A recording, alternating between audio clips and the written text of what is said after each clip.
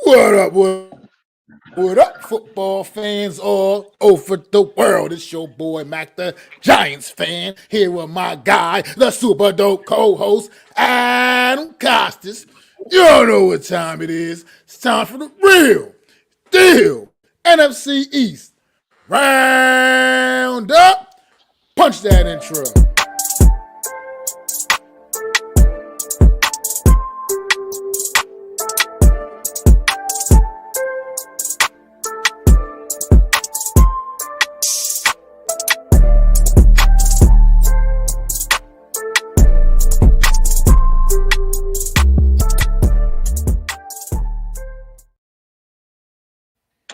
What is going on, everybody out there? What is happening, man? It's Mac the Giants fan, Adam Costas here with another edition of the Real Deal NFC East Roundup. Adam, how you feeling, brother? It is a good day in the neighborhood. I'm feeling good. I'm feeling good. It's a good day. Absolutely, absolutely, man. Just want to shout out to our guy, no Mets, no Nets, no Jets, popped in, man, 2 hours earlier before the show. for the Look at stream, him. just to show some love, just to bless us, you know what I mean? So definitely props to him, man. And we'll check you out later, man. We'll see you next time, man. It's all good. Just catch us on the replay, like you said. But I mean, I would. he said, We'll get into them, and we'll get into them in a little bit. call me crazy. I feel a momentum shift. Gonna beat Cleveland. Not betting on it though. Yeah, I wouldn't. I definitely wouldn't bet on that, brother. I feel the momentum shift, but not confident enough to put money on All right, but yeah, we'll get to that definitely in a little bit, man. Might as well take it from the top, man. We start off with our 1 o'clock window last Sunday. The New York Football Giants traveling down to Landover, Maryland, and FedEx Field, taking on the Washington Commanders. Man, this game wasn't quite sure. Giants usually play well against Washington. Daniel Jones usually plays well against Washington. But we saw just some of the things Washington were looking to do, and we saw how they looked week one. Jaden Daniels coming out looking like he may potentially could be a long term solution. I mean, obviously it's still a little early to tell, but he's some very positive things from the young man. So the New York Giants, man, go down there and they did something they didn't do at all week one. They put the ball in the end zone a few times. Ball in the end zone a few times. Three fucking touchdowns this team scored, and they could have scored more. I mean, I feel like there was a couple lost opportunities in the game. The Devin Singletary fumble right after the start of the third quarter definitely was a lost opportunity. I looked like the Giants were probably going to be driving down the field once again on that drive. But they definitely could have used that. I tell you, the way this game turned out, Graham Gano going down on the opening kickoff. See, here's something that, and this is my fault as a fan. I was unaware of this. I didn't even realize that Graham Gano was already going into this game with the groin. You Yes. know what I mean? Issue. And now, see, and I was on my aftermath, and I Oh, no, no. specifically said, as somebody had put in the chat, and they was like about why didn't you have a backup kicker? And I was like, people, you're not just gonna have a backup kicker. You know what I mean? As part of your 53. But if you know that your kicker is down, and that maybe becomes a little more important to that, maybe you do have to make room for somebody else and have a backup plan, contingency plan, just in case what happened. Which Graham Gano obviously went out on that first opening kickoff, and then didn't have his services for the rest of the game, which would become the difference in this football game, as the Washington Commanders would beat the New York Giants 21-18. Not because the Washington Commanders scored 3 touchdowns and kicked all 3 of their extra points through the uprights. No, that's not how the Washington Commanders did it. That's not how the Washington Commanders did it. They brought in this kicker, this guy they brought in just this week, and he kicked 7 field goals to beat the New York Football Giants on Sunday, man. Adam, let's talk about it. What's going on, Kenneth? Thanks for stopping in, bro. The New York football and breaking news before this. Daniel Jones has now gotten rid of the beard, folks. So he's 0-2 without the beard. He's going to try it against Cleveland without the beard. Great. I'm glad that saga's over. But anyways, getting back to what I was saying, the New York Giants, they write the book. on how to lose football games. They write the book on finding new ways to lose football games. Mac, the reason why the kicking thing is so stupid is because you knew about it on Thursday. You knew about it on Friday. It's not like it was, he woke up and boom, he had a groin injury. You knew about it. And oh, by the way, you had a practice squad elevation. You had a kicker on the practice squad you could have elevated. Instead, you elevated 2 linebackers instead. Not to mention you had an extra spot because you didn't really have 53 men on the roster. You only had 52 on the roster. So there you go.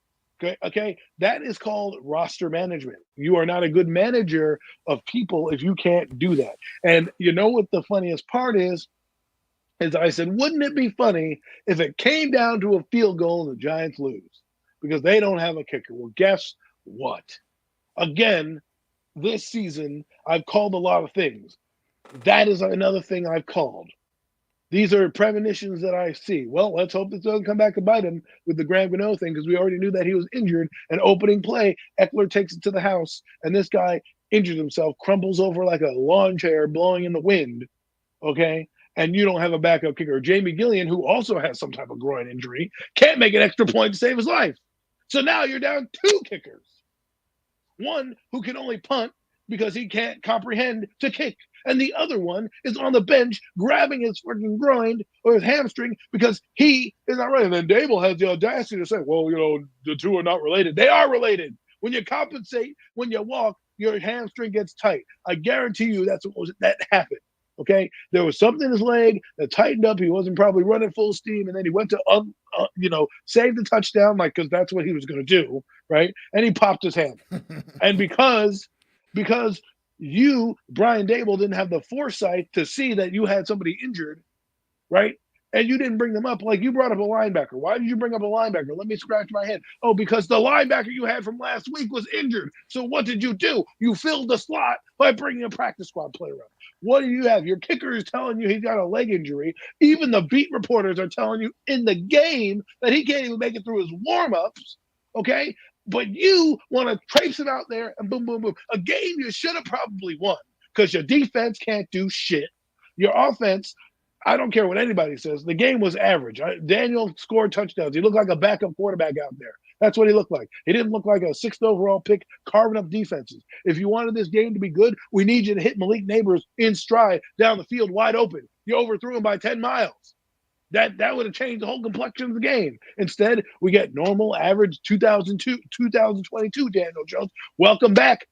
Welcome back. We haven't seen you in 8 games. Always coming out against Washington. Good job, Devin Singletary. It came down to who's going to score on every drive.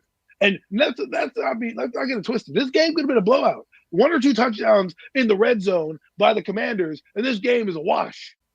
It's a wash. But no, they went down there. They got red zone penalties. They were undisciplined, yet they somehow still put the ball in the uprights. They got down there. And let's talk about this. Joe Shane. How about this, Joe Shane? You decided to not address the corner position. Guess who gets burned in the last minute of the game? Your draft pick, Cordell Flott. I'm glad we drafted him. He had 2 egregious plays. One where Brian Robinson, 3rd and 1, he comes up to make a tackle. And then there's Brian Robinson out the back door. Thank God Jason Pinnock was on his horse. Otherwise, that would have been a house call. Okay. And then on the touchdown, you let Noah Brown get behind you, which, by the way, great pocket, by the way, because Jaden Daniels had plenty of time to step up. Thanks, Brian Burns. Thanks, Kayvon Thibodeau. And I get all this asinine things about, that's how the defense is played. So, they didn't know. They sucked. Call a spade a spade. They sucked. Okay? Don't tell me that's the defensive scheme. That's what they're running, because that's not. I understand in your rush lanes, but let's be honest. We played football. We've seen football. I've seen football for over 2 decades. You can have Isaiah Simmons be a spy, and your guys can still play the same way. That's what you have a spy for, is for when he leaks out. So if you're telling me that Isaiah Simmons is playing a spy and your entire D-line is playing spy, we got a problem. Okay, somebody's not doing their job. Okay, and yes, while technically they did their job by having great red zone efficiency, by stopping them in the red zone, that's why the defense looks like the GOAT, because they did their job. If we had a higher scoring offense, an offense that can score 21 points, not 18, okay? maybe it's a different ball game. Listen. The defense didn't do their job between the 20s. They did their job by keeping the Commanders out of the red zone, but they didn't get any stops. See, and this is what we talk about all the time, Mac, with the bend but don't break shit. Okay, this is what you're going to get. But if you don't have an offense that can light up the scoreboard, you're going to have games where teams are going to punch it in because they're more daring to go to the end zone. The Commanders, once they got those penalties, didn't throw the ball once into the end zone. Not maybe one time in the whole time they were in the red zone.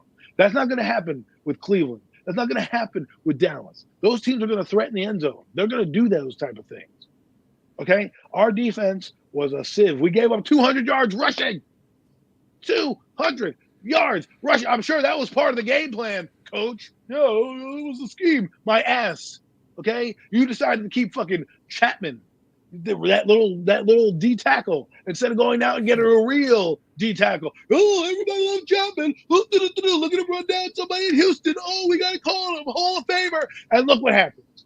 Nunez Roches, whatever he is. Nunez Roches. Okay, great. You're playing like a roach. You're playing like shit. Okay. You make a damn tackle. You make one damn tackle, and you're smiling with your grill. Great, man. Great. I'm glad that you got your cheese.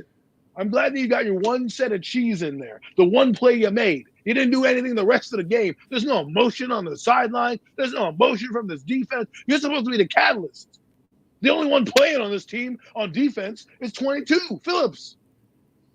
And you know why? Because he ain't got nothing to lose. He's never been in the league before. He only knows one way. They need a big game. And listen, I just heard this just in. The Browns tackles have practiced. Okay? So y'all need to figure it out, because that's 2 weeks in a row where you didn't get any sacks. Yeah, sure, Brian got one sack, but it was called back. So don't count. You know how many tackles Brian Burns has in the first 2 games? 6 tackles. That was a terrible penalty, by the way. When that sack that they took off the board from him, that penalty they called on Drew Phillips, that was a terrible penalty. But shit happens. Okay, shit happens. You know, it's a terrible penalty, and while it's a terrible penalty, that was one play. Where were you the rest of the fucking 60 plays that you were on defense? No, I agree. I'm not. I wasn't saying that. I was just saying. I was saying that more in Drew Phillips' defense, not Brian Burns. Right. I don't care about him losing his sack. I'm just saying this is a terrible call on Drew I'm Phillips. just saying, when you pay a guy $100 million, you need instant impact. Not like, oh, well, he's got to warm up and no. When you bring in a closer and you pay all this money for a big pitcher in baseball, you want him to deliver in the World Series. You want him to deliver night in and night out. He's not called the ace for any reason. You didn't pay him all this big money for him to be like, well, you know what? He's got a 5.4 ERA and blah, blah, blah. No, you want that ERA down by 2.28, something like that, where you're like, all right, under 3 runs a game. That's a good ERA for a fucking pitcher. Okay? That's what it is. You don't bring in a pitcher and spend all this money and then be like, you know what? He had 6 home runs on us, but he's still no, you expect to be delivered. And when you get $100 million, I expect you to win some matchups against Darashaw. I expect you to win some matchups against apparently the worst line in football. That's all I heard all week. They're the worst line in football. They're the worst line in football. They're going to eat this week. They're going to eat. You didn't do shit. You didn't, and you should be ashamed of yourself, because the offense that isn't very good, okay, with a quarterback that isn't very good, gave you enough points to win the game. Gave you enough points to win the game. And they went down 7 possessions. 7 possessions. And while, yes, you stopped them in the red zone, they still scored 3 points. So they technically got the equivalent of 3 touchdowns in all 7 of their possessions. And this is not going to get better, folks. I'm sorry. Nobody's walking in. No LT's not walking through. Harry Carson, Carl Banks, they aren't walking through that locker room. Defense is about will. It's about will, and it's about your skill set. The scheme may not always work, but you can beat a man in front of you. You should beat the man in front of you. The scheme may not always favor you, but damn it, you paid $100 million. Figure it the frig out. Absolutely agree with all of that. Defensively, like I said, between the 20s, it's just atrocious. Yes, you clamp down in the red zone, but yet they were still putting the points on the board, and it was obviously enough points to end up ultimately winning the football game.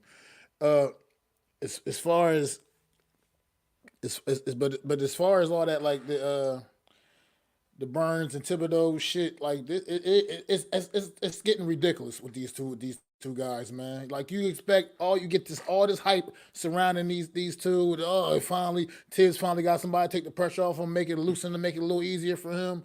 You still got Dex that's an absolute force in the middle of his defense, and yet to get zero the production we're getting from Burns and Thibodeau through 2 weeks right now, it's just not acceptable. It's not acceptable to me as a fan. I expect more from guys that are supposed to be leaders of this defense and guys that you expect to be the stars, the guys that you expect to be doing the damage and making numbers. But yet we got a rookie.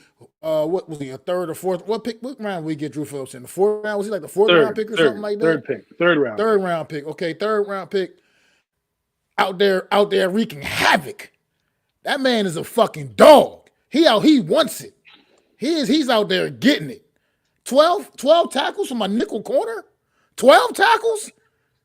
Sticking his nose in there like a fucking linebacker. Plugger. He's a plugger, dog. I love the way he plays. What are our linebackers doing? I mean, Michael McFadden had 13 tackles, I guess. But. Michael McFadden had a nice day, but yeah, I mean, it's just it's got to get better. I mean, you can't let the teams just march up and down the field like that. I mean, the fact that you played the Washington Commanders and they didn't punt once, not one punt. They did not punt the ball one time in this football game. Not one time. That is absolutely ridiculous. So that's just not good enough. But let's go. One more thing. The script back to the offense real quick. One more thing I want to say. You can't let 3rd and 13s happen. Okay, you got to get off the field. That's what you're hired for. They're letting them go 3rd and 13. They're converted here, converted there. You got to get off the field on 3rd down.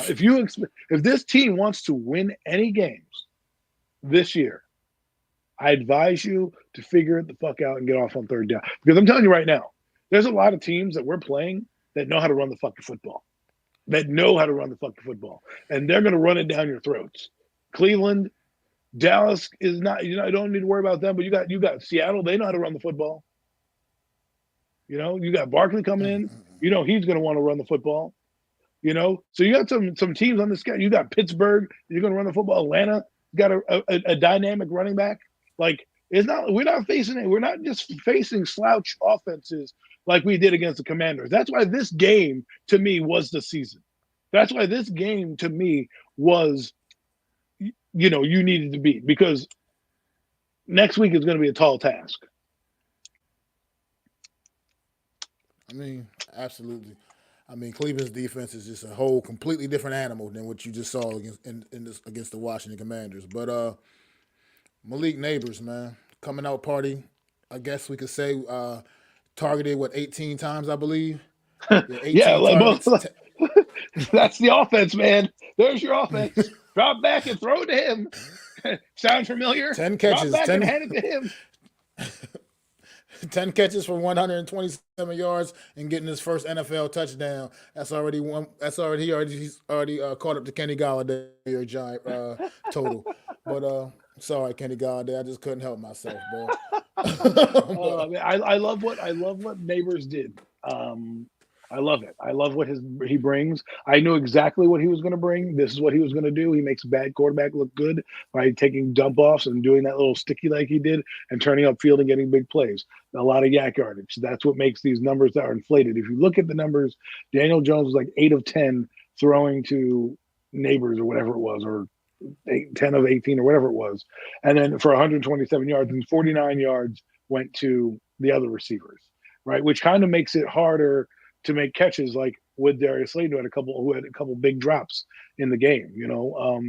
The balls weren't always the best, but the one in the end zone you got to catch. But I also believe you got to put that in the breadbasket right there, man. That guy shouldn't have to stretch out like that. That's a 2-point conversion, just right in there, right there, boom, right. But I don't want to shit on Daniel too much. All I'm saying is we got to find more than that. As much as I love what Malik Neighbors did, you got to be more diverse with the passing game. Run game, solid. Oh, and by the way, best offensive line that we've had in years, and yet we still losing football games. That's a story for another day. But I'm just saying, It was really good offensive line play on Sunday. I'm glad you brought that up. That was maybe the best I've seen the New York Giants O line play in in years that I can years. remember. I mean, that Years. was yeah, that was where, and I think the sky could be the limit with this group. Still got some work to do, but it's definitely looking finally like it's trending in the right direction at least. And Well, but as hopefully for far the as like next with quarterback. Daniel, man, I mean, as far as with Daniel Jones like, in this game, I mean, I just think you got to still kind of look to spread it around a little bit more than what you. I mean, Malik Neighbors Yes. obviously he's dynamic. He's going to be your go-to guy. But I mean, the fact that he got 10 catches and then you only completed six other passes Right. and to just a Exactly. few to Darius Slayton, two to Wandale, and one to Devin Singletary. I mean, where's Daniel Bellinger in this game? Theo Johnson. I mean, Theo Johnson seemed to be for some reason he was kind of a big part of the offensive plan in Week 1. That I mean, he didn't work out all that well, but he was out there and he was seemed to be a part of what you guys the Giants were trying to do. I didn't even see him on the field this week at all, let alone get any targets. So I just think you got to really, I don't know, like I said, just you got to utilize what you have, and then the damn, what the hell is this kid's name? I forgot his damn name now. Ain't Rondell playing him. I Robinson. forgot his damn name. Oh, Jalen No, Hyatt. Jalen Hyatt. Jalen Hyatt. What is happening with this kid, man? Like he's not Oh my God. seeing He's the in the field. They're doghouse. not even like. Sometimes you just got to say we're a bad football team. You're fast as fuck. Go run past their defenders, and Daniel Jones give it everything you got. You know what I Yeah, mean? but Like but sometimes you just got to do shit like that.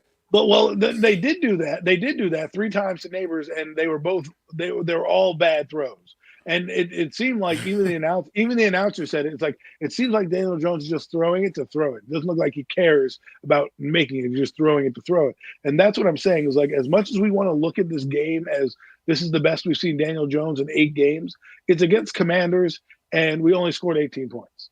And I'm just saying, like to me, I need more than that. I need more than backup football. Okay, I needed more than just an average quarterback. I needed a guy who could outplay a rookie, and a rookie outplayed him. And even though he didn't throw the ball that much downfield because he was reluctant, the rookie I expect that out of Jaden Daniels. I expect you to hit some throws down, especially if you go three. It's one thing to miss two, but a third one, come on. And those are neighbors had steps on those guys. But I agree with you. What is Jalen Hyatt doing? The thing here's my problem. As here's what I think is happening. And this is what I told people when he was drafted. When Malik Neighbors comes in, Daniel Jones is going to look for one guy and one guy only. And that is Malik Neighbors. And that was the game plan against Washington because they knew that they played off coverage. They knew that they didn't have good defensive backs. So they're going to play. That's not going to happen in Cleveland. Cleveland is going to jump those routes. Cleveland is going to make you work. And there were some plays where he almost threw into coverage a couple times and reverted back to old Daniel a couple times. You're like, dude, you almost cost us there, but he didn't. What I will say is this: Devin Singletary, I'll hats off to you. I don't think you're anything like Saquon Barkley, but you put in yeoman's work this week. You had 95 yards. Your one play was a fumble. I can't blame you for the fumble. Defense gets paid too. Defense, it was just a good play by the defense. Maybe you want to hold it a little tighter to your body, but he came in as a second person, knocked the ball out. And again, momentum change. This is what I'm talking about in terms of momentum, right? The offense is moving downfield. Both defenses are terrible, but their offense capitalized when it counted most. We didn't get a turnover on defense. We didn't have an even possession output, right? They had 7 possessions, and they scored 7 on their 7 possessions. We had the ball 5 times, and we scored 3, right? And we scored 3 touchdowns, which is great. But the point is they had 7 times of unyielded football going downfield, and you can't live like that. And doing it on the opposite end, you can't live with just giving the ball to Malik Neighbors. You don't think the Cleveland Browns know this? You don't think the Cleveland Browns watch film? They're not going to go, okay, Denzel Ward, Greg Newsome, watch for number 1, and then the other guys, they're just going to man them up because again, where the hell is Jalen Hyatt? We haven't heard anything. There's not a status report with him. No one asks any questions about him. He's not even put on the kick return team. Like, why this guy can't return a punt for you? You can't put him back there and let him streak up the field. It's a mess, I Mac. just It's a don't. I mess. just don't. I mean, I just don't get it. I mean, you just think. Imagine you have Jalen Hyatt, Malik Neighbors out there, and you want to go try to go something And big down the Wandell. field. I mean, and Wandale Robinson. Yeah, exactly. So it's just like I don't get what this team is doing. It just seems all bizarre to me. But before we got to get ready to move on, because we've been spending a lot of time here on this game. But one thing I do want to point out: Malik Neighbors, great game, the Big Ten catches, and what one thing I loved, and this is why I love the character of this kid, and now I'm really glad, even more glad he's a New York Giant. Is at the end of the game the big drop? I mean, hit him right in his hands. Obviously, a ball that he knows he should have caught, but no one was harder on himself than himself. Malik Right. Neighbors was totally accountable for that. Absolutely was accountable for that. No matter, he knew he just had a great game, great performance out there, and he still went back to that went on that sideline and had his head hung down, and he fucked up. I mean, in that moment. He knew he fucked up in that moment, and he held himself accountable for it. And Well, I yeah, respect the hell out of that. that was the Yeah. Giants' season slipping through his fingertips right there. I mean, that's essentially what it was when you look at it like that. Because, and I say this as we close the Giants segment, the Giants put this playoff mantra on themselves. Okay, they did that in the last few weeks, saying we need to get to the playoffs. So guess what? Everything is going to be magnified.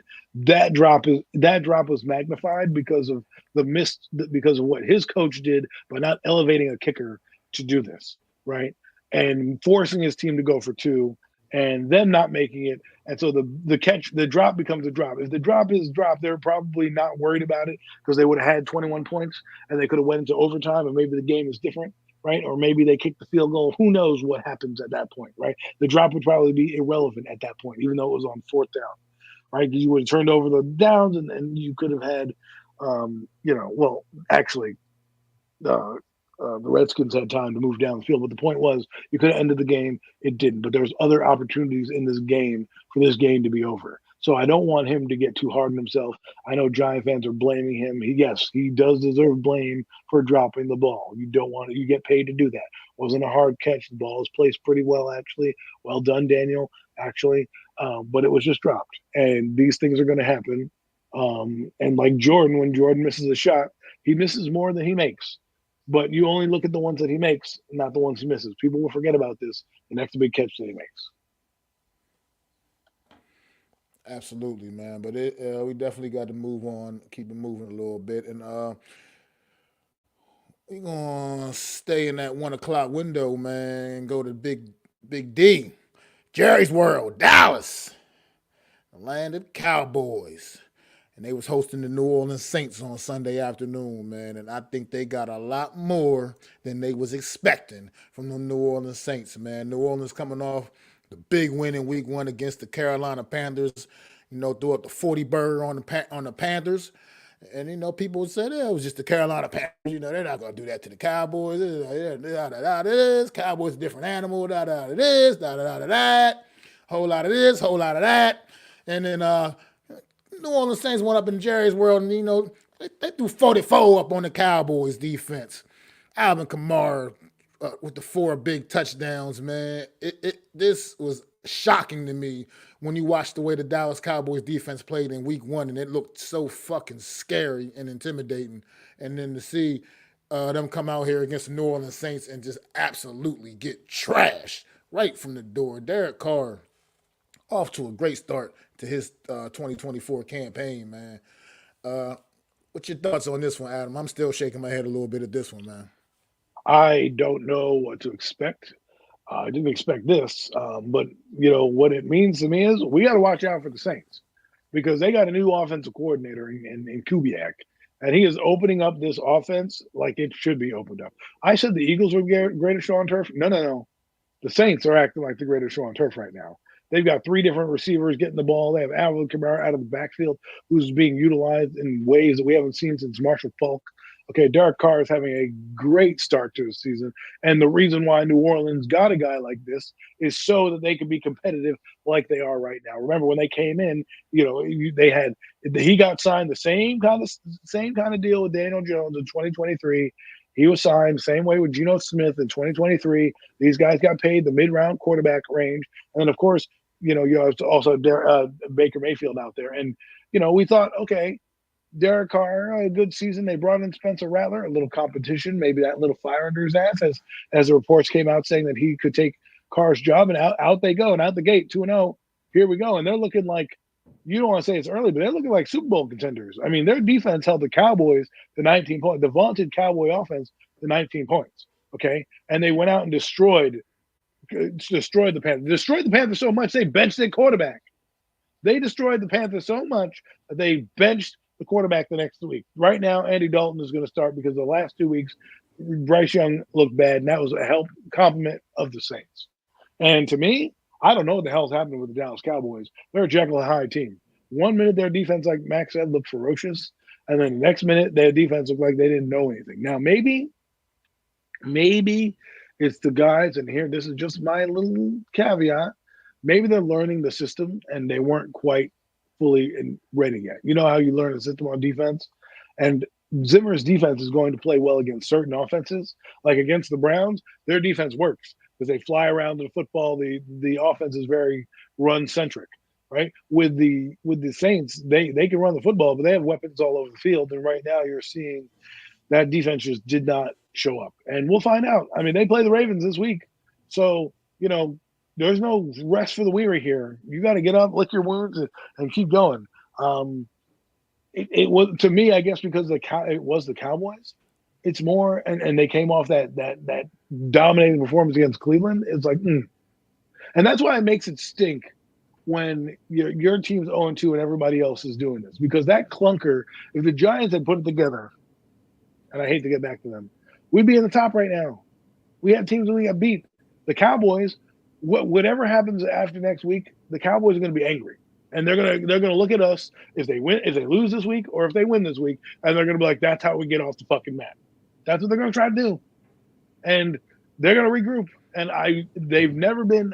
I think McCarthy's one of those random coaches that also has a good record after a loss. So I wouldn't be surprised if the Cowboys come out on all cylinders firing this week. But it was one of those games when you were scratching your head.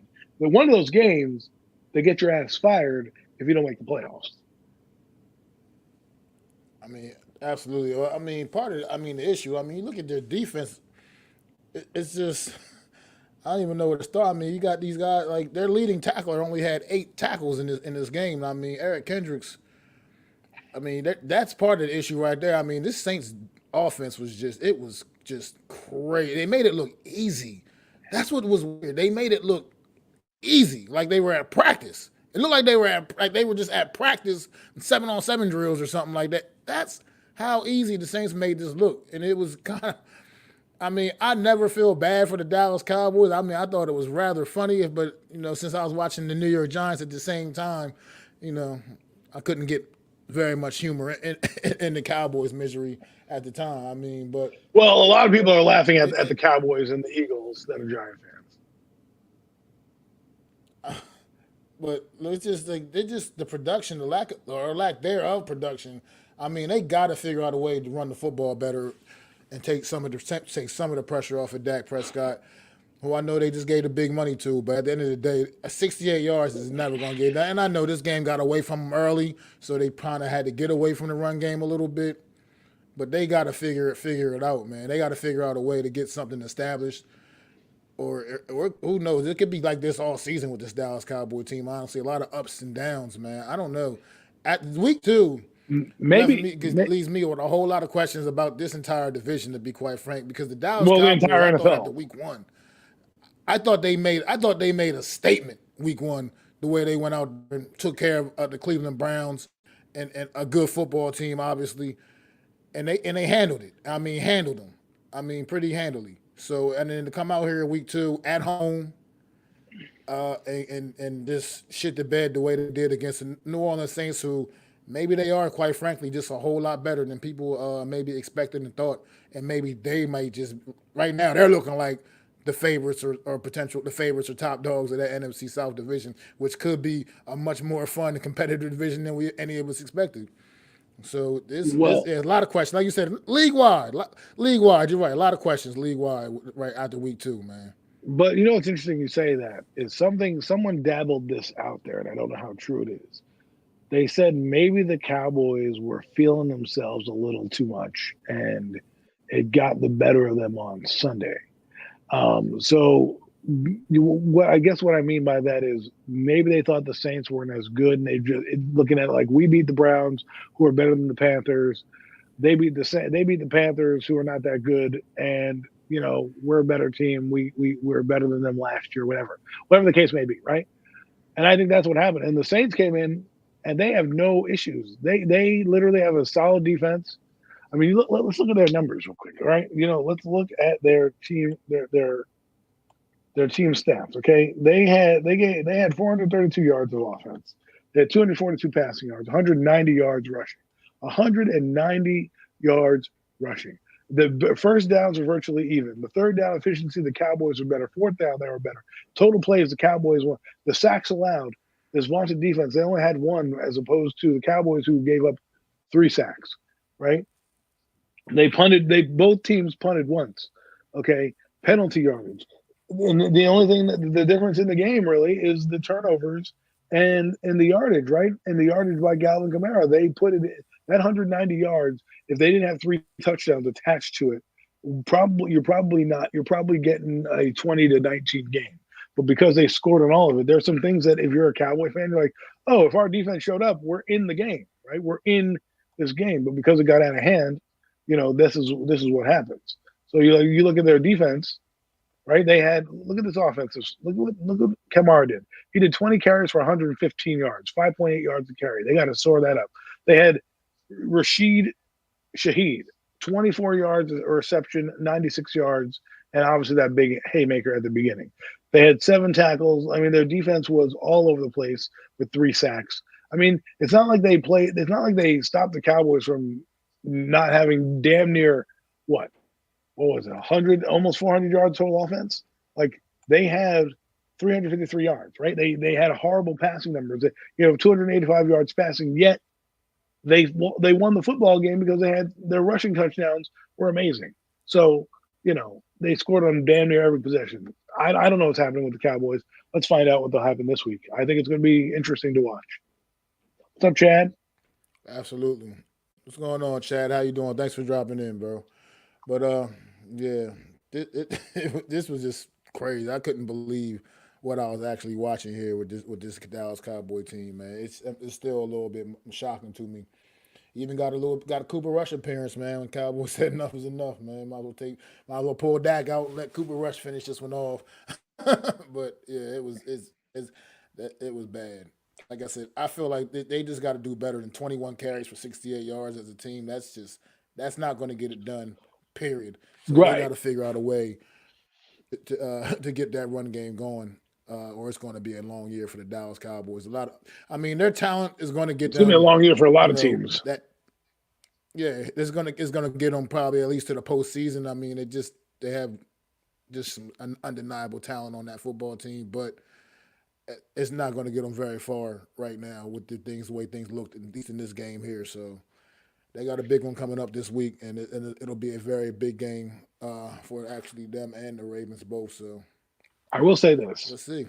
I think it's going to be – I don't think the NFC East is going to be as hard to win this year. And I think a team that wins 10 or 11 games, even 9 games, could possibly get in.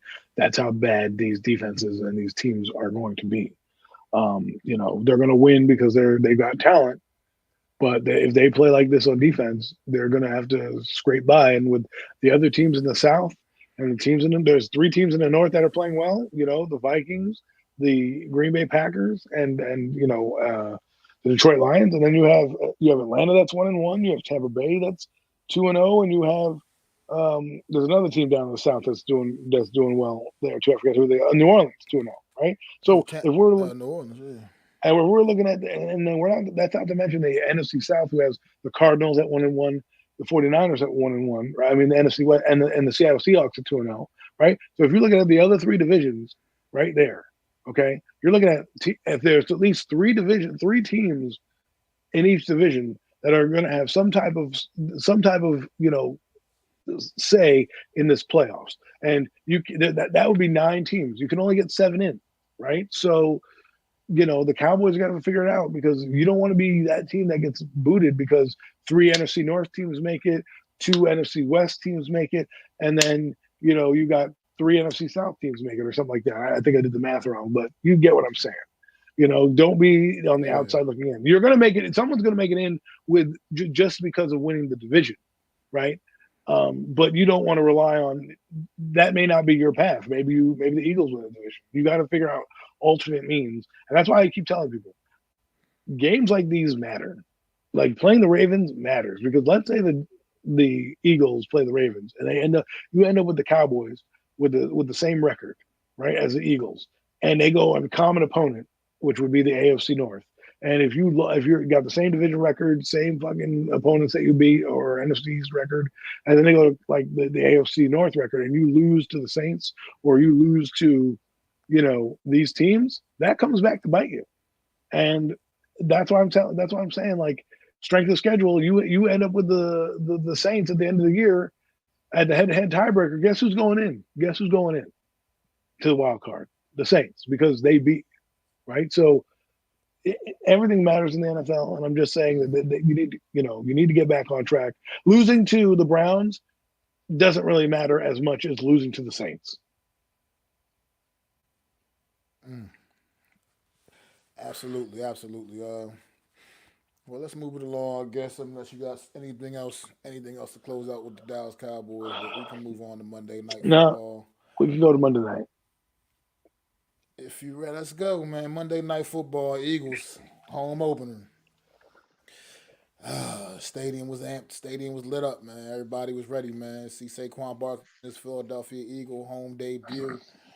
AJ Brown unfortunately was sidelined with the hammy, and that would definitely look to be come into play in this game. I mean, without his big playability, there definitely was something missing from that offense, and it was probably that. But no, but I will say that Devontae Smith did, he held it down admirable in that number one spot. 7 catches for 76 yards and the big touchdown. But the Philadelphia Eagles will come up short in their home debut because Kirk Cousins said, I'm not ready to surrender this job to you quite yet, Michael Penix Jr. He said, I'm going to go out there and ball out on Monday night and take it to this Philadelphia Eagles team, which Eagles were right in there, right to the end, obviously, but still came up short. I think this defense for this Philadelphia Eagles team is going to be an Achilles heel unless they can get some things tightened up. I think what they can do offensively is clear. Obviously they can put points on the board. They can do things, make things happen when they need to offensively. But this defense right now, I mean, I thought it was just the run defense was going to be the issue, but it's the defense as a whole right now. I mean, you can air it out, you can pass on this football team, you can run on this football team, and unless they're just going to have to just go out there and just continuously outscore people each and every week. I don't know, man. This Eagles team might not quite be exactly what we all thought it would be, man. But once again, like we said about the Dallas Cowboys, loaded with talent, and that alone is going to get this team some wins, and they're going to be in the mix for this division title. What you think about this one, Adam? Oh, I thought the Eagles, it comes back down to kicking, right? If they had that 3 points instead of going for it, maybe they win the game, right? Maybe they win the game instead of lose by a point, right? They wouldn't have to worry about that. That drop wouldn't have meant nothing because they would have been up by 8 points. So, instead of 5, which is what they were, right? And or 6 or whatever it was. And I thought Jalen Hurts wasn't bad in this game. You can't blame him. I don't think the offense has anything to blame. They came up short in a big spot. That drop, like we blame Neighbors, I blame Barkley. But if they run that ball there, I mean, that could be play calling, that could be situational awareness. It's up to I don't know what they were doing. They were trying. Well, I know what they were doing, trying to end the game because they knew that their defense was a sieve.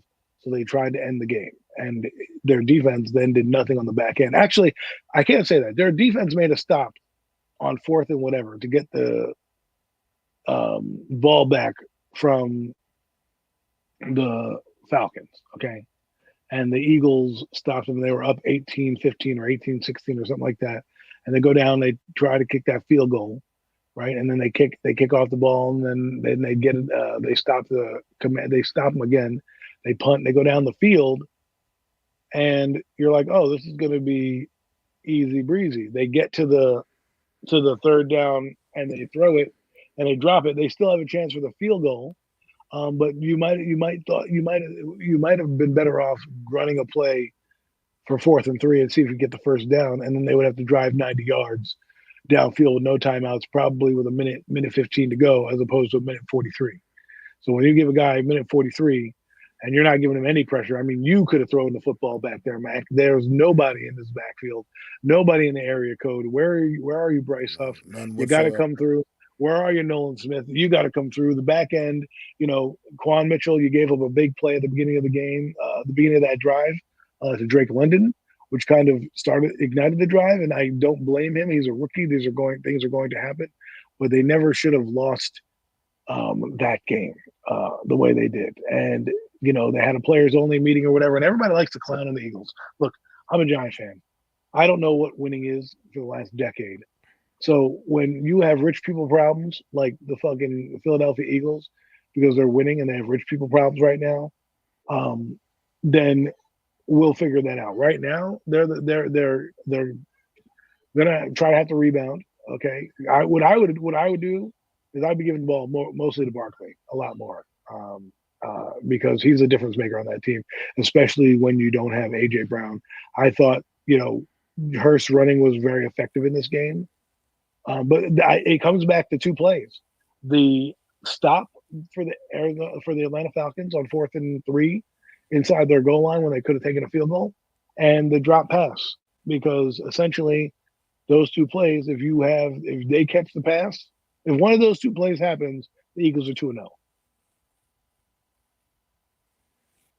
I mean, you're absolutely right. But I still want to go back. I got to go back to this defense, and you just don't expect to see teams that have this kind of success on the ground against this football team when you look at what they're putting out there on that field. I mean, Jordan Davis and Jalen Carter, man, in the middle of that defense, and you don't expect it to be so easy. I mean, Bijan Robinson was absolutely gashing this defense, man, on Monday night, and I'm kind of just confused. I expected big things out of Jalen Carter and Jordan Davis in the middle of that defense. I thought that the Eagles defense thought that was left in good hands with these 2 young men, and I'm not, obviously they're not like it's not like they're like everything's over and done already, and they're like washed or something like that. But at the end of the day, I just expected more, and it's kind of disappointing to see these guys seem to have this lack of success that they're having right now, and I just don't. It's crazy to me. But this Eagle team, like I said, their talent alone is going to get them some victories. So at the end of the day, I still think it's too early for them to hit panic mode by obviously. But like you just said, the NFC, man, there might be some surprises in the NFC playoff picture this year. Like you just look around, like you said, the NFC South division, it's looking like there could be some serious heat coming from down there, more than expected. Those guys look like that division has stepped it up a notch. Obviously other than the Carolina Panthers, but and then like over there, and then I mean you still can't. I mean, still can't write off Detroit right now. Detroit is still a team hot in the NFC North. I know they're coming off the loss Sunday, but that's a team that's and then once Green Bay gets Jordan Love back in the mix, I mean, Minnesota. Malik Willis went out there and got the first dim. And hey, put a little respect on Sam Darnold's name, man. I will. I'll be the first one to say I put a little respect on that man's name. Sam Darnold went out there and he carved up the San Francisco 49er defense almost very similar to how he carved the New York Giant defense. I mean, so maybe this is his light bulb year, the moment where the light bulb finally comes on for Sam Darnold. Maybe he finally found that perfect situation for him. Let's see what happens with Justin Jefferson. I don't going down the other day, but other than that, I mean, look, Eagles, Cowboys, man. I think week 2, man. You've been put on notice a bit, man. The NFC, you got some other guys that are trying to get up there in the mix, and you're not going to just Nobody in your waltz division. in, man. Nobody. Don't worry about anybody in your division because the 2 bottom teams are atrocious. But you got other teams if you're trying to be a wild card that got to look over your shoulder now. Absolutely, absolutely. But yeah, I don't know. I don't really have much more other to go into that. Like you said, I think the Eagles a lot of self-inflicted wounds hurt them here. Like you said, that early in that game, going for it on fourth down when you were right there, had 3 points. Just come out there and take the points, man. That's the difference in the game right there, point blank and period. Those 3 points you left off, took off that you left on the board, that's the difference in the game. Kick that field goal, there's the difference. You win the football game. Stop being cute. I mean, I know AJ Brown was out, but like I said, you still had serviceable receiver play, and even without him, you had more than serviceable receiver play. You had good, solid. You still had good, solid receiver play, You were even making with him. plays. Your offense was moving the So ball. yeah, I mean, you got to give it's credit to just the Falcons' defense; they were pretty good, but they still got gashed by Jalen Hurst and things like that, and Barkley. I mean, they still gave up 200 yards rushing or something like that, close to it. yeah, closer to. They got almost like a buck 89, I believe. But let's look at the week. Let's go ahead. Let's move on. We'll stay with the Eagles, I guess, since we're already talking about the Eagles. We might as well look at their week 3 matchup. It's an interesting one. They're headed down to the Bayou, taking on them New Orleans Saints, coming off a huge victory against the Dallas Cowboys. Man, what do you think about this matchup, man? Big week 3 matchup. I mean, my God, it's going to be a track meet down there. I think on both sides. I think the best defense is a good offense, and the Eagles need to figure out how to score points and be the team we saw that scored 34 against Green Bay. If they can figure that out, they're going to be able to win this game. If they cannot, it's going to be a boat race. I'm just telling you, it's going to be a boat race. I expect something like 41-45, Saints or something like that, because that defense can't stop nobody. So you're just going to see gash after gash after gash.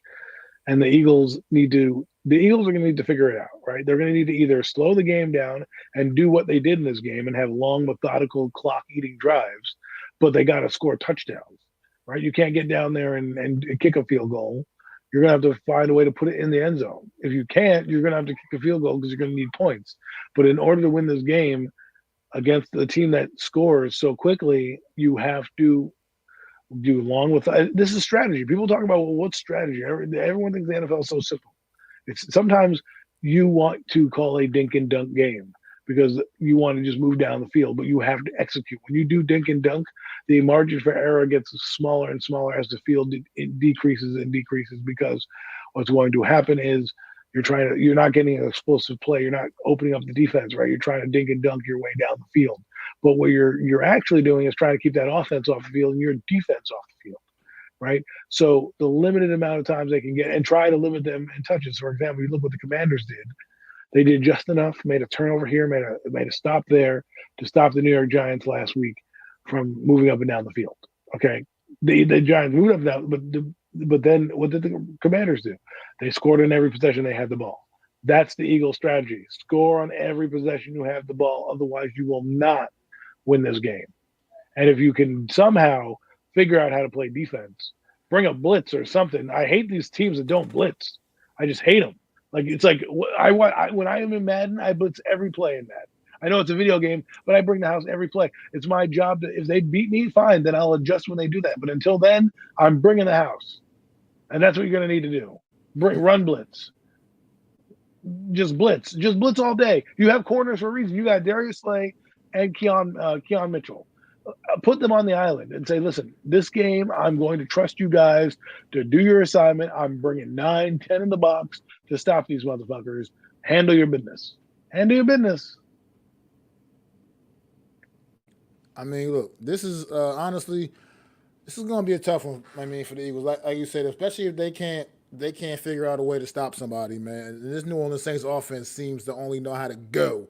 I mean, they're just lighting it up offensively. This New Orleans Saints team, man. Offensively, Derek Carr already with 5 touchdowns on the year.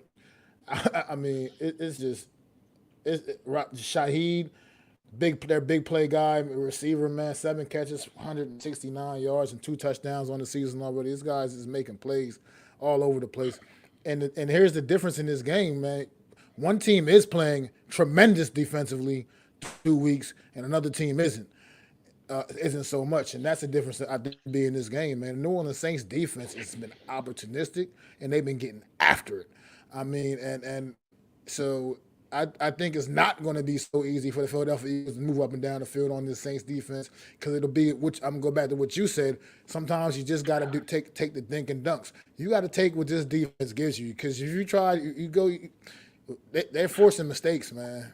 So if you get a little too aggressive, they might. That's just kind of exactly what they want, and they're gonna lull you into that, and then you see what happened to the Cowboys on Sunday. That's all I got to say about that.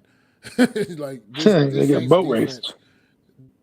yeah, they've been getting that. They've been getting that. So it's like this is a game right here where the Eagles, you're gonna probably want to look to your check downs, man. Look at Barkley and Gainwell underneath. Look for Dallas Goddard, the other tight ends. I mean, you might have to use those guys and really just, like I said, take what this defense gives you because that's gonna be probably your best bet against the way the Saints are playing right now. They're playing without a whole lot of confidence.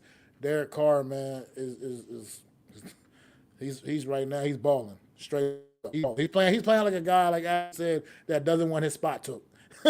He's hungry, and he's determined to stay in the placeholder as the Saints quarterback, man. So I like the Saints here. I'm sorry, I do. I think the Eagles go down back-to-back weeks. I think the Saints, man, have been just doing. I'm impressed. I love what they're doing right now. I've enjoyed watching the Saints through 2 weeks. They've been exciting on both sides of the football, and I think the Saints, man, are going to actually figure out a way to knock the Eagles out and send them Do packing, you think man. they have? For their second straight loss. Do you think they have a Super Bowl caliber defense? The New The Orleans Saints, Saints. I absolutely do. Yeah, I think they So do. then my thing is, we might need to start to What's look up, at Z? them as possibly. What's up, Zion? As possibly a team that could be a dark horse, right? We're not talking about it's not being brought up right now, but if their team we believe is Super Bowl defense, well, Zion, hear me out. Big play defense doesn't mean you're going to Super Bowl. What it means is you have a defense that can keep you in games, you can contend with, and that this offense, if they can get it together, they might be a team late December or early January that you may not want to play in the playoffs. So, I'm just saying, slow down. I mean, That is what it is, man. Go ahead. nah, I know. I'm just. Yeah, I agree. I mean, look. I think they because all this off season pretty much when talking about the NFC South, pretty much Bucks Packers. I mean Packers, Bucks and Falcons. Falcons, yeah. So the Saints kind of were like they're kind of an afterthought. I mean people still kind of respect them a little bit, but they were kind of an afterthought. I think now they're looking like they're in it to win that division. Not only win that division, but maybe even do some damage late in the year and going into the playoffs, man. So this Saints You're team is not definitely, like I said, through 2 weeks. To me, through 2 weeks, this is definitely the best they've team been the football right best now. football team through 2 weeks, through the first 2 weeks of the season, straight up. They've been the best team through 2 weeks, and I don't think anybody can make much of an argument against that. Well, I mean, I'm not I just see saying they're the going to way they maintain that all the way through, but right now, through the first 2 weeks, they've been the best football team in the NFL. can't argue that. But let's move. I mean, who you got? Who did you have? I don't know. Did you say I said you I got think me? that New Orleans is going to have. I think it's going to have. I'm going to have to go with New Orleans. I probably wouldn't have said that at the beginning of the year, but they're going to be in a dome on a fast track. Look what they did on a fast track against the Dallas Cowboys. The fast tracks matter. And what Gary Kubiak, his son Kubiak. What's up, Alex? I'm not sure if his name is Gary. His name might be Gary. I don't know. But Kubiak is, knowing his blocking, knowing where he came from and his blocking schemes. Alvin Kamara is going to just eat all year. And if the Saints and when people talk about, when we talk about Super Bowl caliber defense, I'm telling you right now, put your hat on Clinton Kubiak. Put your hat on the Saints as one of those teams to keep your eye on come December. Because last year their defense was pretty good. Their offense struggled at times, just with ineptitude and not being able to score. If they can keep putting together scoring and being able to put up, like, I don't know, 30 points a game or close to it, they're going to be a team that we're probably talking about come late December, early January. We're like, wow, could the Saints be a team that we didn't think about? I'm just letting you know, week 2, there's been outlandish things talked about. Just think about that as you go. Every That's all. year. Every year, there's a couple teams like that. Every season, there's always a couple teams that kind of emerge and do a lot more than people expected. And right now, Saints looking like that team potentially at the early portion right now through the first couple weeks of this season. But we got the Giants Browns also in that 1 o'clock window on Sunday, man, out in Cleveland. It's gonna be a tough one for the New York Giants. I mean, offense looked significantly better against the Commanders than it did against the Vikings. And now here we are with the Cleveland Browns, one of the absolute top defenses in the NFL, man. And I don't know. I think it's going to be a long day for the New York Giants. To be honest, you can talk to them, Adam. Oh, start packing it in right now because you're going to be 0-3, and that's just what I believe. It's not that hard to beat this New York Giant team. We just talked about what it would take for the Eagles to get beat. It's going to be the same story. You can't stop. They can't get a pass rush. They had 5 sacks, yeah, I know, last week, but they didn't get 5 sacks because they blitzed. They got 5 sacks because the kid held on to the ball too long and was trying to escape, and they got him just before he crossed the scrimmage line, right? So it wasn't like, oh, let me. You won your individual matchups. This offensive line is big. They play bully ball, and they know. I'm telling you, there's an era about them, where you're like, you don't want to get into a dogfight, no pun intended, with this team, and they're going to look at you, and they're winning, and they know that they have a chance to be, a leader in this division right now, right? Because the Pittsburgh Steelers are 2-0, they're 1-1. The Bengals are 0-2, and the Ravens are 0-2. They're looking at the Giants like, we need this game to kind of propel us to where we want to go, right? And I just heard that both their tackles are back, who didn't play last week.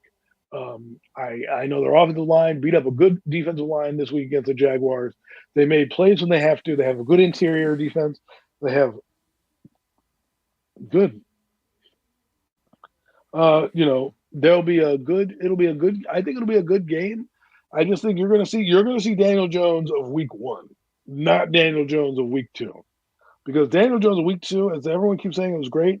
We scored 18 points, and the guy looked like he was in 2022, which is average. If you average his numbers out, which I did, right, because he has 394 yards, and you average it out to a 17 game, extrapolated that, it's only 2,900 yards and 15 touchdowns. So let's pump our brakes here. Deshaun Watson's not playing that well, but guess what? He doesn't need to. They're going to run the ball. We gave up 200 yards to a team that everyone told me their offensive line was putrid, and the Commanders. And now we have a team that has an offensive line that loves to run the football, that has 2 or 3 different backs to run the football, not to mention their quarterback, who doesn't have to be great, just has to be good enough. And that's what Deshaun Watson has been. That's not what you're paying Deshaun Watson to be. That's a different story, but that's what Deshaun Watson has been. And in this game against the Jaguars last week, he was good enough to win. This week, I think you'll see him. They'll try to increase a little bit, try to do a little bit more down the field stuff. But the Cleveland Browns, and you can call me a hater, call me a homer, whatever the case may be, they're a better team than the Giants. The Giants are not a great football team, and I'm just worried that the Giants don't have the horsepower on offense to go up against a defense like this. Remember, you're trying to break in Malik Neighbors. They know. They can cover Malik Neighbors one-on-one now. They may not always do it, but they can do it to bring some blitz. Right? Because they got Greg Newsome and Denzel Ward. So they can mix and match some coverages. They like to switch it up in the back end. They like to play. They're going to probably play a little zone. They're probably going to bring a little heat. They're probably going to bring some zone blitzes, some zone dogs, right? They're going to make life miserable for Daniel Jones. That's what they're going to try to do.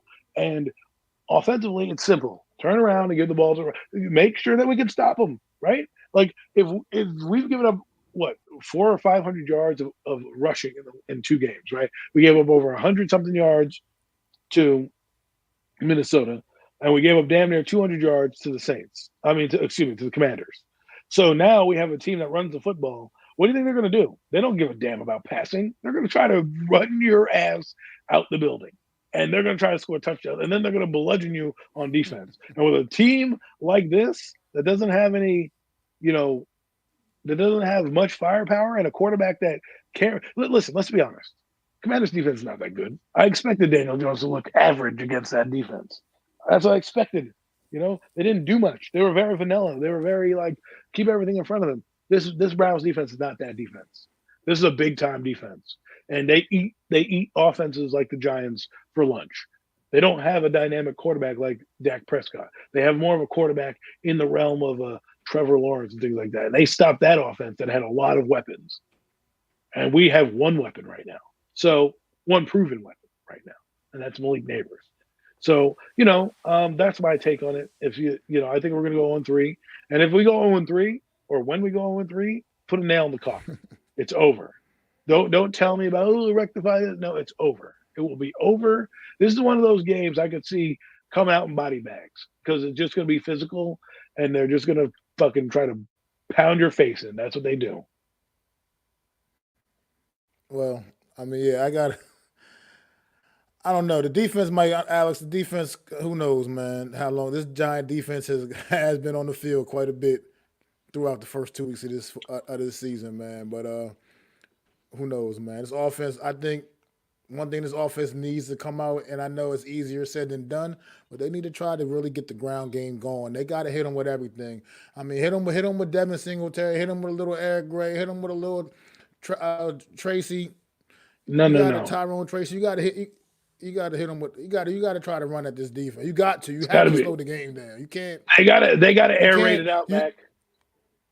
You can't just have Daniel Jones sitting back there like a sitting duck with this pass rush. You got to slow that pass rush down some kind of way. And the way you slow a great pass rush down is to get that ground game going, man. You got to get that ground. Find a way to get it going a little bit and back those guys up a little bit, man. Here's the thing. What's up? I'm not worried about that because they're gonna be able to stop the run. They don't blitz the same way. They're gonna max their coverages. They're gonna move things around. They're gonna disguise it to make life difficult. And I don't think our run game is gonna stop them. And the only reason I say drop back and pass is because I just believe you're gonna have to score explosive plays. Because if they're going to go down and eat up the clock, like he says, right, which is probably going to be a strategy, you're going to need to score fast, and be able to do that. And that's what the Giants need to be able to do. You brought in Malik Neighbors to open it up. And I understand what you're saying, the vaunted pass rush. You know how the Giants are getting stopped? Somebody said it. Somebody said it on the broadcast. There's two ways to stop the Giants. There's one where you max protectors run downhill, or you spread them out wide, right? And you have a team in Cleveland that if Njoku's not going to play, but if they decide they can spread you out wide and still run the football down the field. And defensively, they can get there with 4. That is, there's going to be a double team on Myles Garrett. That leaves it 3 other guys versus 3 other guys on the line. So they don't really need to bring much. They might bring a delayed blitz here, delayed this, that, and there. But I believe you have to try to, I believe in the run game, but if you get down scores, you're gonna have to air it out, and that's what I believe the Commanders the Browns are gonna do. Stop the run. That's my thing. For what it's worth, as great as Cleveland is defensively, they're not like some explosive offense. They're pretty just methodical kind of offense. They're not like they're out there blowing the tops off and taking the tops off of defenses. You know what I mean? So I don't know. This is going to be this is a lot to ask for the New York Giants. Like you said, defensively, this Cleveland team is just brilliant. You know what I mean? So it's going to be a big ask. But I like what's going on in the chat right here because I agree with what you guys are talking about. Get the tight ends involved, man. Like Bellinger, Theo Johnson, like Alex said, they're on milk cartons right now, man. Through the first couple of games, you got to get these guys involved in the offense a lot more. I think. Just add that extra another layer or something. Give this defense something to keep them guessing, keep them off balance. Like I said, Jalen Hyatt, I don't know what the issue is, but we do one thing we know he can do is run fast. the ball in his hands in some kind of figure out a way to get the ball in his hands in good situations and let him make plays. I mean, you got to figure out a way. You got to learn how to use the players that you drafted. You brought Right. these guys here. You traded up 2 years ago in the third round to get Jalen Hyatt, and now you're just wasting him away on the bench. Look, he Yeah, may they not be traded the most assets for polished him. receiver. He may not be the most polished receiver with the route running and whatever else, whatever the issues are. But at the end of the day, he has one. He has a skill set of running very, very fast. Get the ball in his hands some kind of way and figure out a way to make it happen, man. You just got to figure out a way to make it happen with this guy. You can't have him wasting away on the bench. Just like Adam just mentioned, you traded away assets to get this guy, man. So you can't just waste him away on the bench. But with all that being said, I'm not feeling it this week at all. By no means. I think the New York If Giants they are can't gonna even beat the they're gonna Commanders, get it. how are you going to beat the damn I Cleveland can't. Browns? I'm sorry. Yeah, I can't imagine them going on the road in Cleveland and figuring out a way to put points on the board against this defense, man. So hope that kicker they brought in is all right, and we can maybe get a couple Well, 50 yarders or something from him because I don't see us getting well, too he's much across he's midfield, honestly, in this one. he's actually better in a dome than he was the Vikings kicker that kicked the 61-yarder on Christmas Eve. That's the kicker. So he's actually better in the dome than he is outside. But and of course now we're playing on grass, which is also a hindrance to speed, the speed that you're talking about. All strategically, what has to happen right now is the offense was not great last week. It worked for that defense.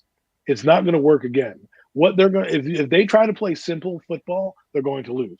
If they try to play exotic football, they're going to lose. The problem right now is you look what they did against Minnesota. That was a full complement of the playbook. Quarterback couldn't do shit. You look what they did against the Commanders, who didn't have much of a pass rush. They didn't really do much. They didn't do what I would call a full complement of the playbook. They said, Daniel, throw it to number one. That's what they did. You go, okay, coach, I'll throw it to number one. So that's what he did, right? They're going to know on the defensive side that he's throwing to number one. So he's going to have to figure out how to get other people involved in the offense, and they're going to be able on defense to be able to drop into zone and do different exotic things because again they're not looking they blitz a lot, but they're probably not going to do as much. Remember what Dable said. He prepared for something wrong against Minnesota. Minnesota changed him up. So whatever you think that Jim Schwartz is going to do, think the opposite. And then maybe Jim Schwartz is going to think things differently too. And I'm telling you right now, I'm listening to what they're reading. I'm reading what they're doing over there. I'm listening to their videos and hearing what they have to say. They're not worried about us. They're not worried about us. They want to beat us because they got bigger fish to fry than the motherfucking New York Giants. Okay. And they know, think about it like this. If you think Minnesota's defense was good, now add a little bit more juice to that defense, and that's what you're going to get out of Cleveland. That's what they do. They want to eat teams like the Giants for lunch. Look at what the Jaguars did. The Jaguars, they have explosive players, and their matchups work against certain teams. But when they came in and played that team, they couldn't do much. They didn't do much. Okay, Myles Garrett is on pace to have 17 sacks this year. I know that's not a lot for people, but he's had a sack in every game, right? They've have JOK, their linebacker, who is having a phenomenal start to his season, right? So let's I just want to give you some numbers in this game. We have a little time left before we do anything else, but let me give you a little context of what I'm talking about. Oh, what's happening? Of course, the computer never. There it is. All right. So they had 186 yards into Deshaun Watson, no turnovers. That's great. They gave up the passing yards, 14 of 30, which is 50%, which is terrible, right? Jerome Ford had 7 carries. Jerry Jeudy had 5. Their offense was very basic. But if you look at their team stats, they didn't do anything offensively, right? But their passing yards, under 200 yards passing. They gave up a lot of rushing yards on both sides. But the yards per play, I mean, this defense kept this game in check. And then they made a sack at the end of the game, right? The thing that you can get the Browns on is penalties. They had 13 last week, but look how many sacks they had. They had 4, right? They forced 3 punts, and they had the ball a whopping 34 minutes. This Giant defense doesn't stop anybody. That could be 40 minutes.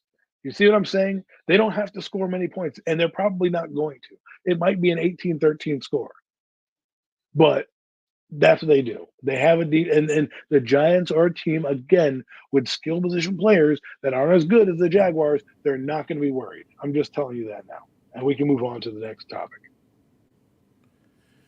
Yeah, absolutely. Yeah. Wow. I think it's going to be a tough day for this one. I just can't see the Giants figuring out a way to move the football on this defense. So, can't score points. You can't win football games. Next game on the docket in the 4 o'clock window on Sunday, the Baltimore Ravens going down to Jerry's World, taking on them Dallas Cowboys. Both of these teams coming off of head scratching Brutal losses. losses in week two.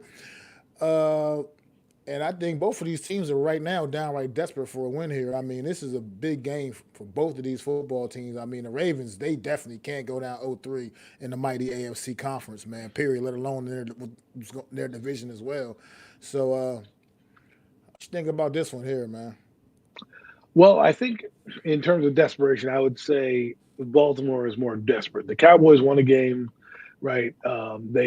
They play a short week looking at the New York Giants the week after, so they know that they have a game. If they lose, that there's another get right game that they can get themselves at least 500 headed into a long bye and get their problems fixed.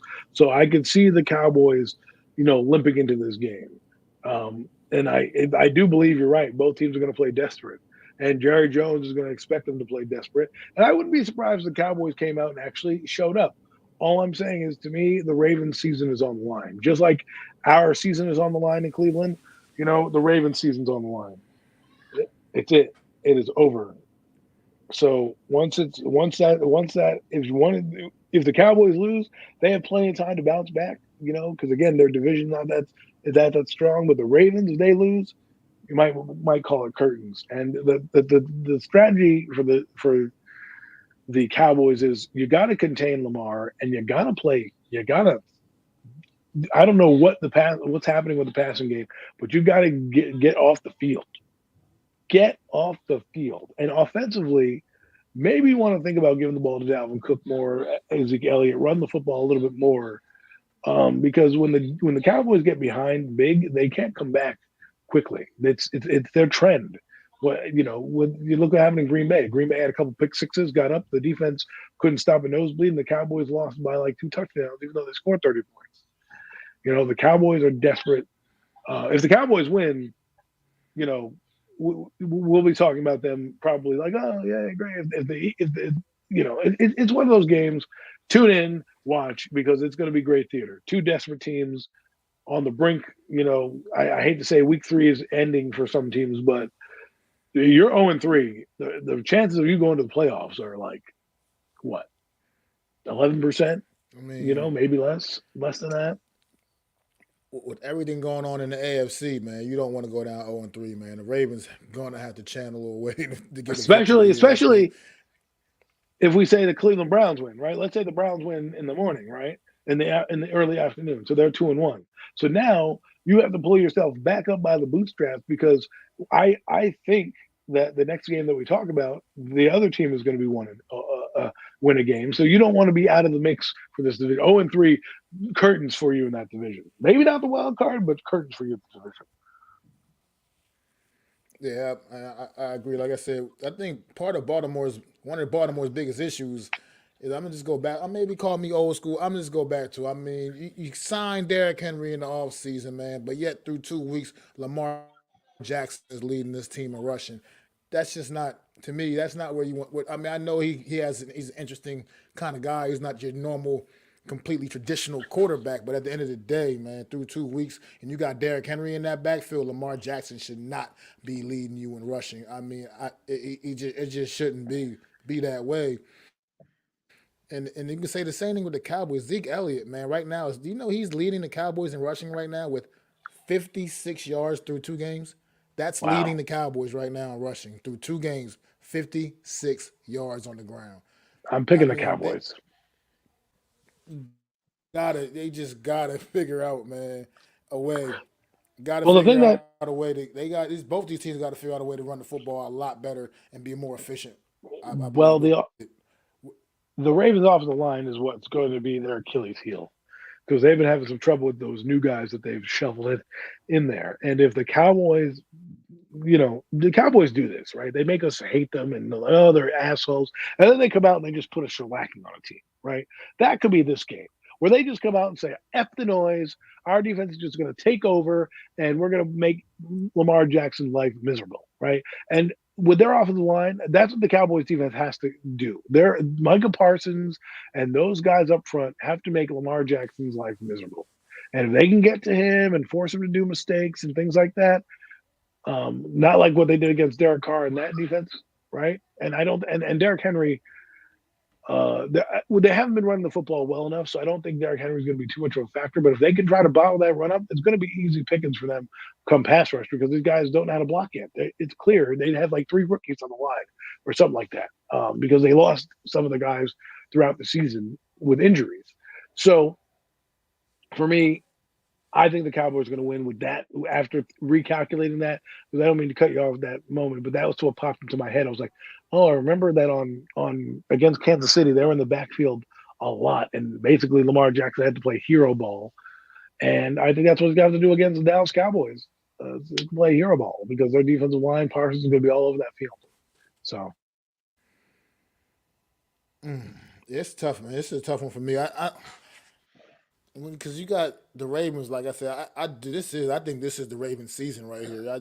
0-3 in the AFC North Division, and the AFC period. That's a big hole to climb yourself out of, man. So with that being said, I think the Cowboys do get this one here as well. I think getting embarrassed like that at home, and then you get an opportunity to come back the following week still in front of your home fans. You got to make up for that. And I think this Cowboys team is going to absolutely do that. I think you're going to get the best version of Dak Prescott he's sounding that pissed you can off, by get. the way. I think he's going to have one of those. He's going to have one of those games, one of those nights, one of those days, and I think, unfortunately, they're going to pretty much potentially close the door on the Ravens season, man. In this one, I'd like the Cowboys in this one, in a closely contested matchup, but I like them to get the job done. We got one more to talk about. NFC East back on Monday Night Football, back-to-back weeks. This time they got the Washington Commanders going out to Cincinnati, taking on them Bengals, coming off another Heartbreaker. disappointing loss in Kansas City, man. But what you think about the Bengals here this week? Bengals and the Commanders this week on Monday Night Football. First, as many people know, my other favorite team to watch is the Bengals, and they've done absolute ass. Both teams have been absolute ass in terms of record. Although the Bengals have done a little bit more in the points with their defense, we're both 0-2. So you can see my misery when I come here. But now, after a long weekend of going 0-3 and laughing the Sunday away, I get to enjoy a winning football team because the Cincinnati Bengals are going to roll the Commanders. I just think they're angry.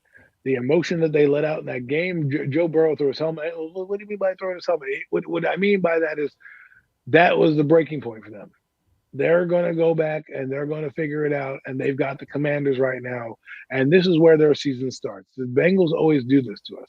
They always go 0-2 and then like, oh, they're going to lose. And then boom, they win a game. And next thing you know, they're off to the races. Well, guess what? The spark is going to be lit and the firework is going to get ignited because they're going to go out here and they're going to prove why we still should respect and put some respect on Joe Burrow's name.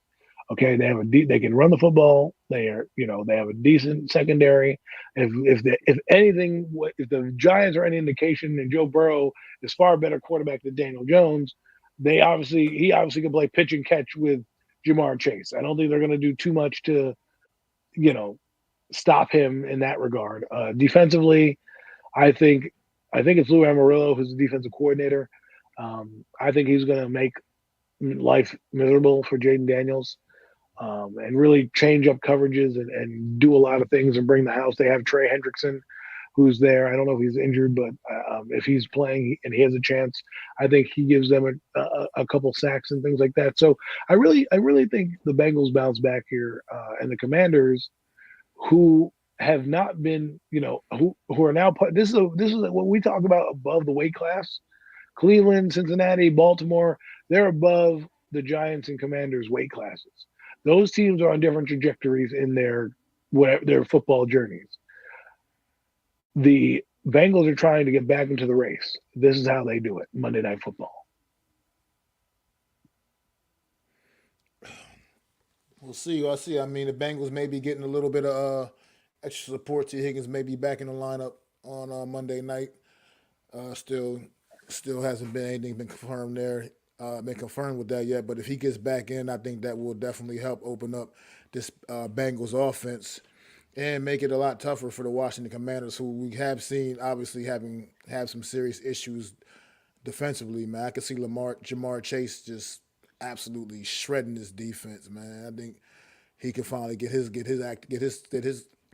things going because he's been pretty disappointing through the first couple of games, and I could see this one being a blowout on Monday night, man. I could see Joe Burrow going out there and just lighting this Washington defense up, man, big time.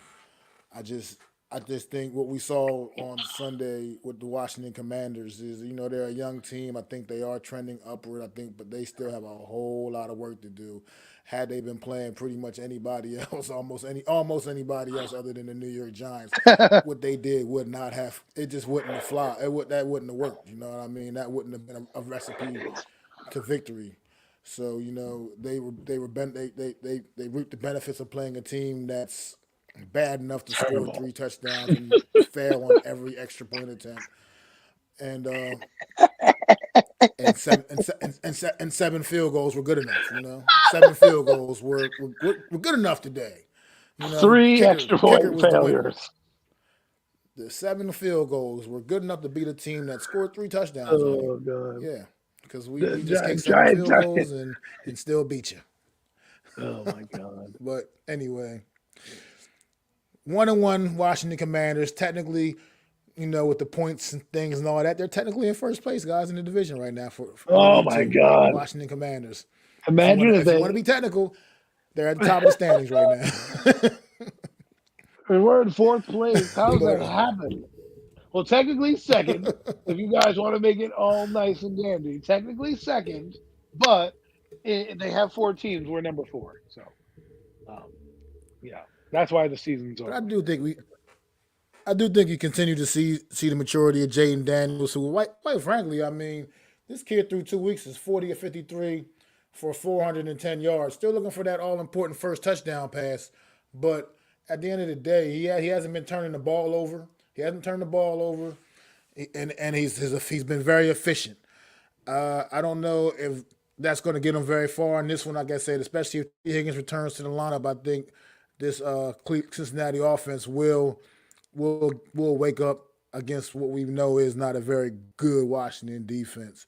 So I think it's this one could be a real a big blowout, unfortunately, and I just hope it doesn't do anything to damage Jaden Daniels' development. I like what I'm seeing from this young man through the first couple of weeks, and I think he's a future superstar in this league, man. So, Don't say but I that just think because he's going tonight, to be in our division for the next decade. look, this is the fan hat is off right now, Adam. We are content creators here right now, and this Right. is what Sorry. I've Sorry. What am seen I thinking? through Sorry. through What am I doing? through I'm 2 weeks. Through 2 weeks, this is what I've seen. I'm not damn rooting it. for the kid. Obviously, he's, but damn it, I mean, that's just what I've seen through 2 weeks, man. I think that the kid has a bright future. He's definitely been the best of the rookies thus far. He's been by far head and shoulders above the other two right now. So And we'll see, unfortunately for the man. But I Giants think and the rest of the NFC, he's getting better as the weeks progress. absolutely. So I mean, but I just think Cincinnati is going to be too much. I think we're going to finally see the Bengals we've expected to see, and I think they're going to exercise the demons, so to speak, of the first 2 weeks of the season and take it all that frustration out on the young Washington Hey, Commanders football team, man. Earl. What's up, Earl? How you doing, man? Thanks for stopping in. Appreciate you. Earl does great wrestling stuff. So if you're into wrestling, Earl Cole is your man. Absolutely. Keep it locked with Earl Cole, man, with all the wrestling, man, representing the Hardcore Sports Network. But Adam, yeah, I mean, it's been a good show, man. I think we said all we really needed to. I don't know if you got anything else. Well, it's time to go enjoy week 3 and see if we are what we say is correct. Will the Giants season be over? Will the Cowboys bounce back? Are the Eagles really frauds? And do the Commanders have their quarterback? All questions that we're going to keep asking as this season goes on. What if the New York Giants were to go out to Cleveland and win and we're the only NFC East team to get a W? Shut your mouth. No, I'm just kidding. How crazy would that be? How A crazy three-way tie. would that A three-way be? tie. A three-way tie for first place. But guess what? I'm not. I wouldn't be surprised if that happens. But then I think our season ends against the Cowboys next week. So it's like, hey, high five. Oh, you're dead. But yeah, everybody, man, I appreciate you guys tuning in, man. Make sure you go to my channel, subscribe, Mac the Giants fan. Go to Adam's channel, subscribe at Adam Costas. Go to the Hardcore Sports Network and sub up to the Hardcore Sports Network. Make sure you hit them thumbs up on all the streams, man, on all channels, man. Definitely thank you all for supporting myself, Adam Costas. We will be back next Wednesday at 5:30 p.m. Eastern Standard Time for another edition of the Real Deal NFC East Round-Up Pack. I'd like to thank you all for listening. If you was feeling this, please take time to subscribe and smack them likes. Feel free to drop a comment. Let me know what you think. Don't forget to ring that bell so you know when I'm dropping new content. It's your boy, Mac the Giants fan. You can find me on Twitter, YouTube, and Facebook at Mac the Giants fan. That's MacDa Giants fan.